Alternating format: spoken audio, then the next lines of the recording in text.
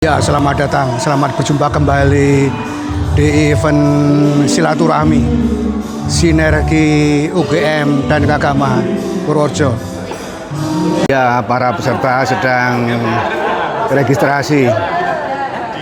Nampak Pak Heri Raharjo dari Bapeda sedang registrasi. Ya, nampak hadirin sedang registrasi ini para peserta.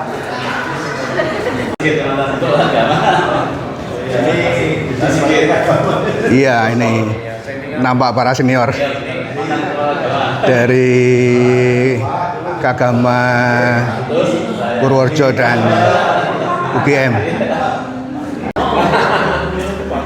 Iya, nampak para senior kita. Ada Dr. Wit, Dr. Gus, ada Pak Pram, ada Pak Gustanul, nampak juga Pak Said, nampak juga Dr. Gus. Iya, nampak para hadirin sudah memasuki ruangan. Nah, ini para hadirin sudah mulai memasuki ruangan. Terima kasih.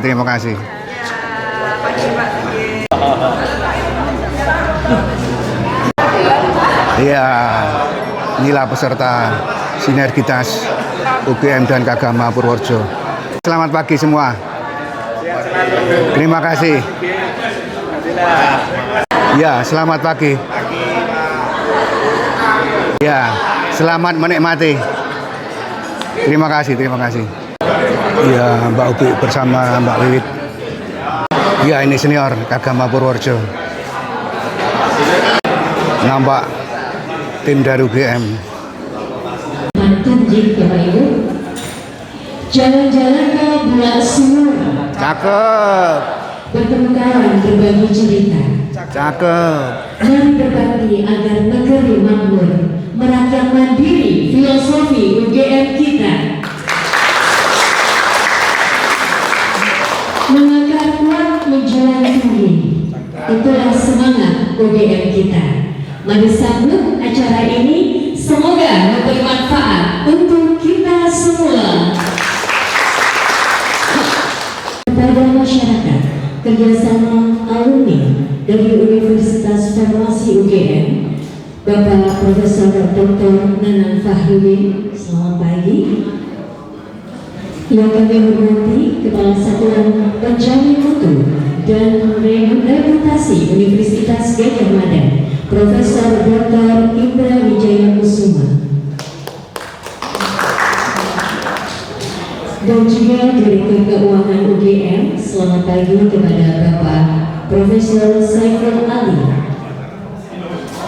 Ibu Jayanti SPMSC, dan juga dari pengurus pusat Bapak Arif Surahman, selamat pagi.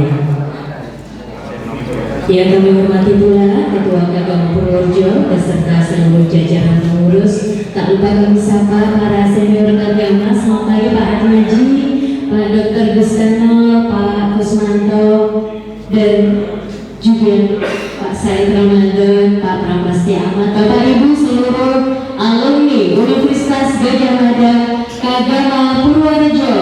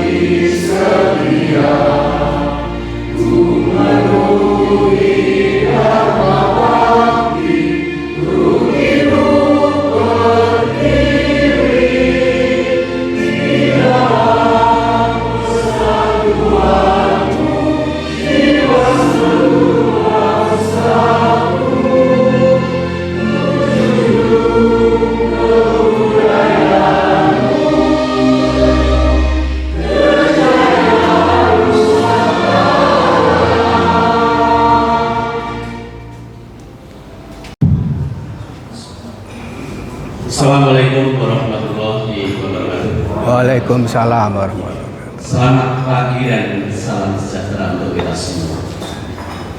Yang saya hormati Bupati Purworejo yang dalam hal ini diwakili oleh PJ Sekretaris Daerah Kabupaten Purworejo. Yang saya hormati Ketua Kepala Satuan Penjaminan Mutu dan Reputasi Universitas Gadjah Mada, Prof. Indra Wijaya Kusuma, serta rombongan dari UGM. Mohon maaf yang tidak dapat saya sebutkan satu persatu. Ada Prof. Ali, ada Prof. Nana.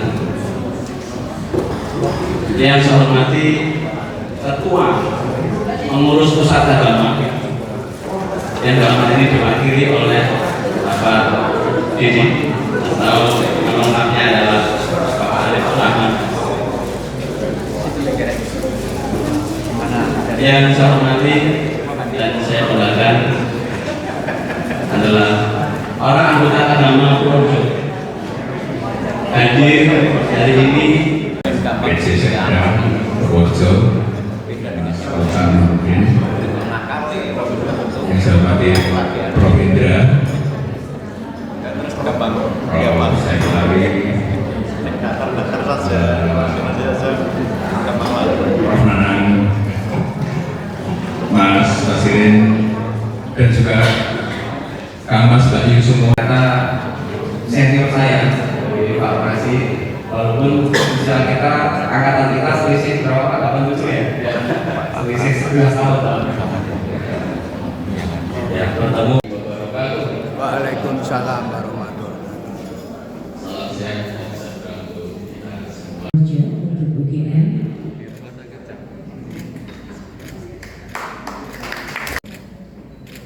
Dan seluruh keluarga besar alumni agama yang ada di Purworejo serta teman-teman dari UGM.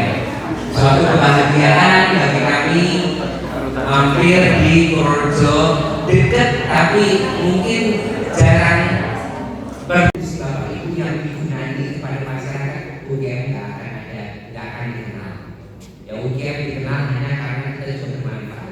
Nah susahnya kita dikenal UGM kalau di sekitar UGM di Klaten, di Sleman, itu Purworejo mungkin udah dikenal. Tapi kalau kita ke level yang lebih besar, regional itu di ASEAN atau bahkan internasional, mungkin ini satu hal yang harus kita pahami. Beda, generasinya beda, dengan kita beda. Ya, mereka mainnya apa? Handphone. Kalau dulu kita kan ngapalin sesuatu dalam negeri kerjasama dengan Pemda, turunkan kita bangun sebuah gelanggang baru namanya gelanggang inovasi dan kreativitas GIK. Cuma memang ini banyak kritik. Kenapa GIK itu warnanya hitam? Saya juga bertanya-tanya kenapa warnanya hitam. Ternyata sebenarnya warnanya bukan hitam, hijau tua. Hijau tua ya kalau tuanya banget jadinya hitam. Tapi itu tempat apa? Pertemuan antara mahasiswa dengan akademisi dengan praktisi. Hak konon rooftopnya itu katanya terbesar di Asia Tenggara. Perawatannya mahal. Salah satunya itu belum semua kita belum selesai semuanya. Ini masih dalam proses. Tapi ini bermanfaat untuk mahasiswa juga untuk tempat pertemuan. Jadi kalau Bapak Ibu masuk dan bundaran Panterapi itu, bundaran UGM dan Panterapi, sebelah kiri itu bentuknya memanjang dari ujung sampai ke libur. Saya naik itu satu-satunya penumpang. Kalau saya boleh bahaskan foto, satu-satunya penumpang dalam bus. Terusnya bagus. Ya, ini contoh-contoh tentang support namanya ekosistem UGM. Ya, Bapak Ibu kita juga sudah mempunyai. Kita mulai. UGM menjulang tinggi berbuat agama Bulog, rukun,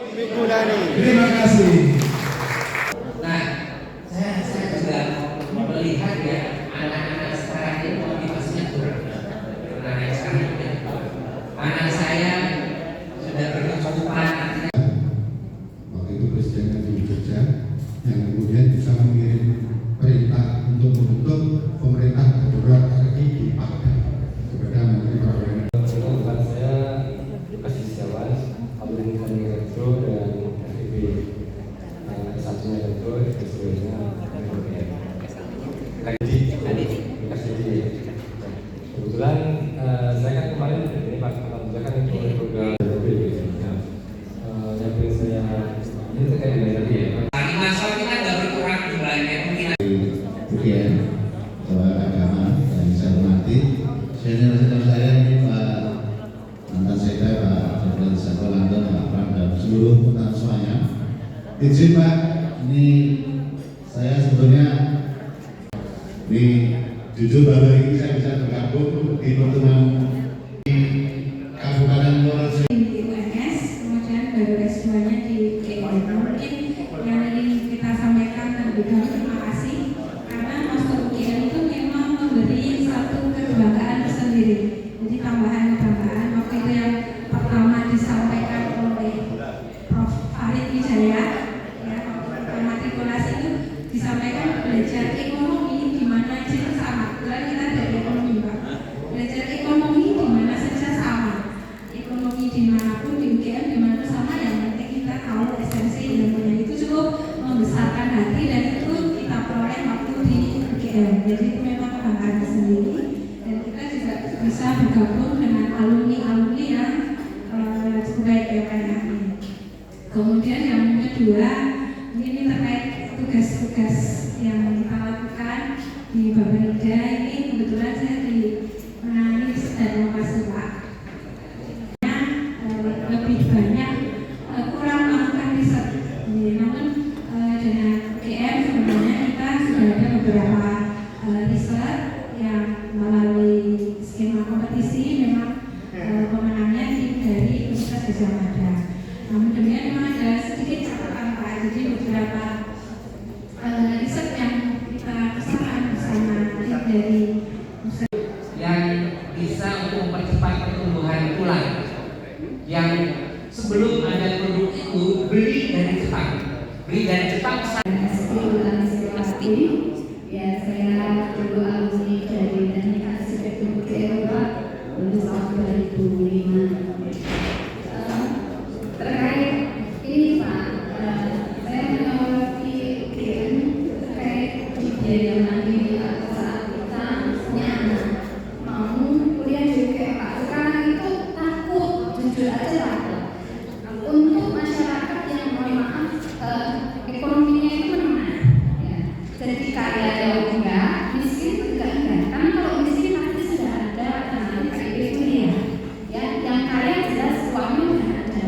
Bagi teman-teman ASN terutama yang golongannya ini golongan 1, 2, sekarang itu mau menguliakan anak itu kayak gimana ya Pak, beda sekali dengan zaman saya dahulu. Saya dahulu itu FP masih di angka 400, tapi adik tingkat saya udah langsung 1.250.000. Sekarang mungkin sudah di angka 3 juta berapa gitu ya. Nah ini mohon lah di tengah ekonomi yang saya takutnya tadi ada mau naik ke level 100, jangan-jangan nanti saat UGM ini sudah masuk ke level 100 harganya jadi lebih mahal lagi gitu. Ini kan akhirnya pengabdian kepada masyarakatnya jadi berkurang karena saya memahami bahwa perguruan tinggi sekarang harus mengelola keuangannya sendiri, tapi mohon lah bagi kami masyarakat menengah ini, ibaratnya sekarang itu banyak dokter mengeluh mau menyekolahkan anaknya jadi dokter aja nggak mampu Pak. Terus bagaimana? Apakah kemudian perguruan tinggi ini menjadi hanya untuk bagi orang-orang yang punya uang? Terus peluang kami ya masyarakat menengah ini harus kemana? Kalau diberikan solusi karena Apakah bisa suatu saat UGM benar-benar hidup dari riset, hasil riset, sehingga untuk biaya kuliah itu tidak mengikuti laju inflasi.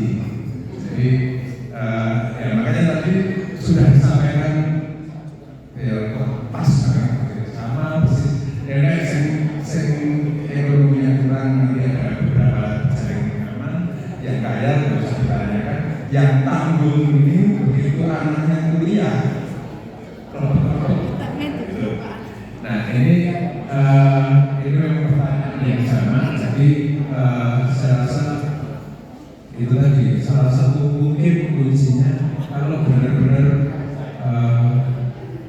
harapannya UGM bisa hidup dari riset sehingga membiayai mahasiswa-mahasiswanya tidak naik UKT-nya. Begitu, terima kasih. Ya, terkait UKT ini, jadi di UGM itu kalau dari struktur penerima universitas, jadi ya kalau kita lihat secara tahun ke tahun itu kira-kira negara itu masih membantu sekitar 50%. Jadi dari penerimaan universitas 100%, kira-kira 150% dari negara. Dan itu apa? Gaji ASN, gaji ASN, kemudian ada bantuan pelaksana PTN-nya. Kemudian dari UKT itu sekitar 30 sampai nggak salah ya, itu sampai 35% UKT. Dari UKT 30 sampai 35% itu yang S1 yang paling sering diikutkan yang S1 itu sekitar kalau nggak salah sekitar nggak sampai 20%, 15%. Jadi sebenarnya dari struktur penerima universitas tadi, universitas itu tidak banyak mengandalkan dari UKT yang S1. Universitas itu UGM sudah mulai menggeser memang ke pasca, ya, pasca ini yang S2, S3. Proporsi mulai ke arah sana. Nah, yang UKT ini di negara kita ini yang UKT S1 mungkin perlu sedikit dipahami bahwa negara itu memberi batasan biaya kuliah, ya. Biaya kuliah namanya BKT. Biaya kuliah tunggal itu misalnya batasannya sekian, ya. Katakanlah 100 batasannya. Universitas tidak boleh menetapkan UKT di atas BKT. Gitu ya. Jadi pada pelaksanaan yang biasanya di bawah pasti di bawah, ya. Jadi bisa 70%, 80% dari batas maksimum. Ya, kebanyakan kira-kira mungkin sekitar 75%. Nah, ada gap antara biaya yang dikeluarkan oleh UGM dengan uang yang diterima dari UKT S1 sekitar 25%. Itu pemerintah akan menutup, gitu ya, kira-kira dengan apa? BPTN, ya, tadi biaya pengelolaan perguruan tinggi negeri itu mau ditutupnya 25% kira-kira. Tetapi sepanjang saya di universitas memantau uang, gap itu tidak pernah ditutup. Gap ini, jadi gap yang 25% itu tidak pernah tertutup. Kenapa? Karena BPTNBH dari negara itu semakin lama semakin turun. Kenapa semakin turun? Kuenya sama, pembaginya tambah. Jadi PTNBH itu awalnya kan ada 7, lalu ada 11, sekarang kalau nggak salah 21 atau 24 PTNBH. Jadi kuenya nggak banyak tadi, ya, dibagi 24, makin sedikit lagi masih sedikit. Tahun ini saya dengar UGM BPTNBH mungkin ada penurunan di Indonesia. Jadi itu semua yang latar belakang, ya. Sehingga kalau mahasiswa demonstrasi dan seterusnya terkait dengan kebijakan UKT, sebenarnya harusnya kita demo bareng-bareng ke negara, karena S1 ini kan tanggung jawab negara, kuliah S1. Kalau kuliah S2, S3 kan itu mandiri, gitu ya, maksudnya tidak negara lagi bertanggung jawab. Sehingga memang itu ada isu di situ. Bagaimana menutupi kekurangan tadi universitas? Tadi crowd subsidi dari mana crowd subsidinya? Dari S2, S3, gitu ya, dari S2, S3, sehingga secara keseluruhan masih bisa tertutupi biaya tadi. Walaupun sebenarnya tidak ideal juga bagi keuangan UGM. UGM banyak misalnya biaya pendidikan yang akhirnya tidak optimal, ya. Misalnya banyak lab di fakultas itu yang sudah, ya mungkin sudah lewat masanya yang harusnya diganti, tapi masih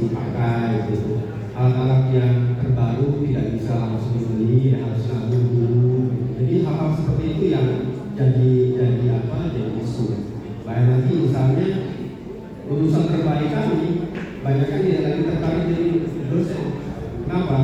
Untuk apa jadi dosen? Kalau masuk ke industri, masuk ke BI, OJK dan seterusnya, mereka jauh lebih besar, lebih bagus dibandingkan jadi dosen. Ya, kira-kira seperti itu isu yang sekarang terjadi. Jadi ini memang isu KB ini memang isu yang selalu ada di negeri, saya kira selalu ada. Lalu kalau UGM menetapkan UKT yang S1 itu dasarnya apa? Dasarnya adalah kekuatan ekonomi orang tua. Gitu ya. Jadi sejak, mungkin ini informasinya bagus sekali. Sejak 2018 sampai sekarang 2026 UGM belum pernah menaikkan UKT belum pernah. Ya, jadi bayangkan itu sudah berapa tahun? 6 tahun kan? Inflasi sudah berapa persen? Kalau inflasi katakanlah 3% kali 6 sudah 20% gitu. Jadi itu UGM menunjukkan bahwa kita tidak menaikkan UKT. Jadi UKT ini tidak akan pernah naik. Dulu awal 2025 pernah ada kenaikan. Yang 2025 usaha untuk menaikkan UKT itu batal. Ya, jadi kan padahal udah bayar tuh mahasiswa udah bayar lalu kita refund. Bayangkan refund.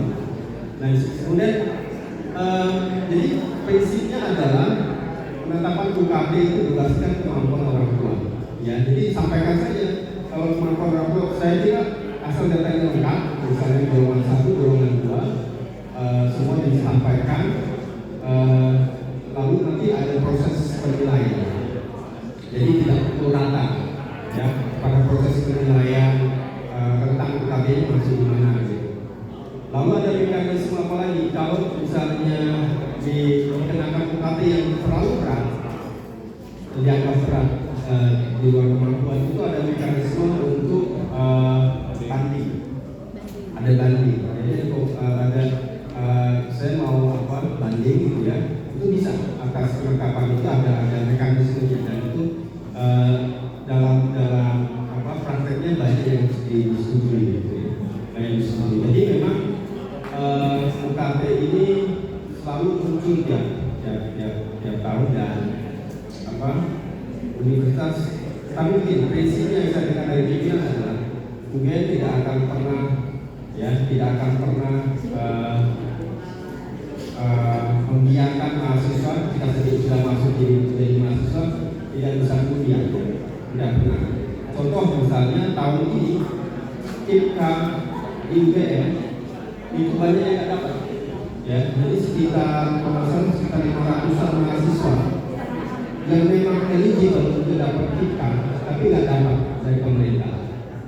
Lalu UGM kawan-kawan ini menghitungnya kira-kira kalau nggak salah sekitar 1,5 miliar lebih disiapkan untuk membantu ini masuk di rescue dan tentu saja bantuan yang lain yang semuanya dan dari Kagama juga saya kira sangat membantu. Jadi ini kan jangan khawatir daftar masuk UGM. Kalau tadi satu lagi ya, kalau tadi bicara penolakan kedokteran, coba dilihat fakultas kedokteran mana yang paling murah UKT. Mana saja? Oke, dengan kualitasnya, ya.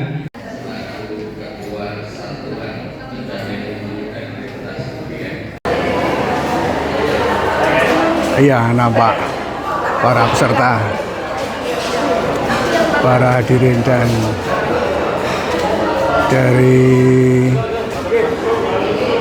UGM, dari Kagama setelah mengikuti FGD.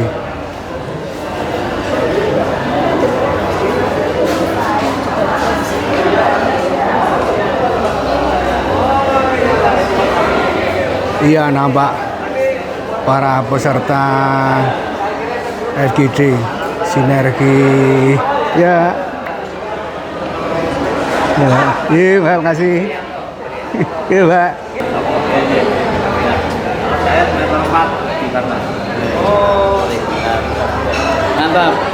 Mantap. Ya.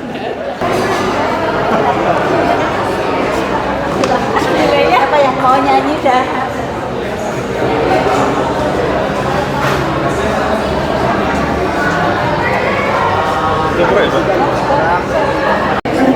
Ya. Terima kasih kehadirannya. Sudah makan, Pak?